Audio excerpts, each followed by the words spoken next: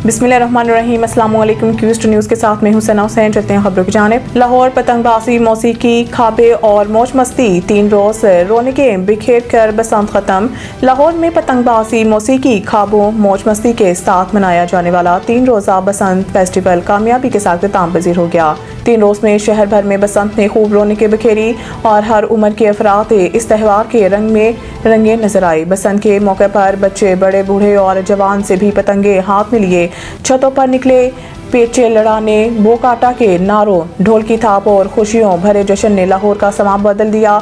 जगह जगह दावतों का एहतमाम किया गया और शहरियों ने भरपूर अंदाज में बसंत का लुत्फ उठाया।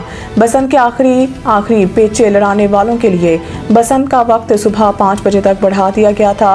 वज़ीर आला पंजाब ने लाहौर में कामयाब फेस्टिवल के बाद सूबे के दीगर शहरों में भी बसंत मनाने का इशारा दे दिया। सुप्रीम कोर्ट पीटीआई वकला की इमरान खान से फौरी मुलाकात की इस्तदा मुस्तरद। चीफ जस्टिस पाकिस्तान याहिया अफरीदी की सरबराही में 2 रुकनी बेंच ने केस की समाअत की।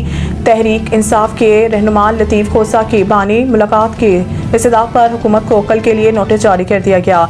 चीफ जस्टिस पाकिस्तान याहिया अफरीदी ने लतीफ़ खोसा से मुकालमे में कहा है कि हम बगैर नोटिस ऐसा कोई हुक्म नहीं दे सकते।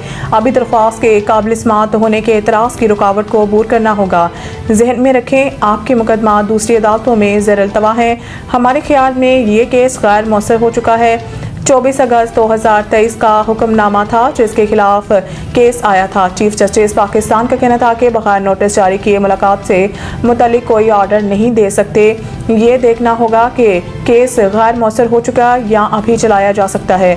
दौरान समाअत वकील लतीफ़ खोसा ने मौक़िफ़ अख्तियार किया कि मुझे मौकल से मुलाकात की इजाज़त दी जाए, जिस पर चीफ जस्टिस ने कहा है कि कल मुलाकात से मुतल्लिक भी फैसला करेंगे। ताहम दूसरे फरीक को नोटिस किए बगैर कोई फैसला नहीं दिया जा सकता। बात सुप्रीम कोर्ट ने केस की समाअत कल तक मुलतवी कर दी। वज़ीर आज़म शहबाज शरीफ की गज़ा अमन बोर्ड के पहले इजलास में शिरकत का इम्कान। गज़ा अमन बोर्ड का पहला इजलास 19 फरवरी को वाशिंगटन में होगा, जिसमें वज़ीर आज़म शहबाज शरीफ की शिरकत मुतवक्के है।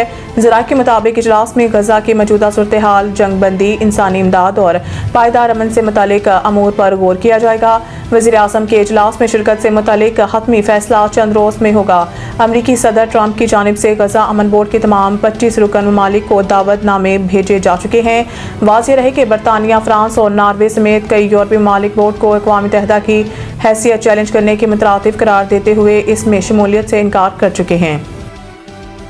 जुआ प्रमोशन केस, यूट्यूबर डकी और इनकी अहलिया समेत दीगर मुल्ज़मान पर फर्द जुर्म आयद जिला कचहरी लाहौर में जुडिशल मजिस्ट्रेट नईम बट्टू की अदालत में यूट्यूबर सादुर रहमान उर्फ डकी समेत दीगर मुल्ज़मान के खिलाफ जुए की प्रमोशन के केस की समाअत हुई, जिसमें मुल्ज़मान अदालत में पेश हुए। अदालत ने सादुर रहमान उर्फ डकी और इनकी अहलिया समेत दीगर मुल्ज़मान पर फर्द जुर्म आयद कर दी। ताहम मुल्ज़मान ने सेहत जुर्म से इनकार कर दिया।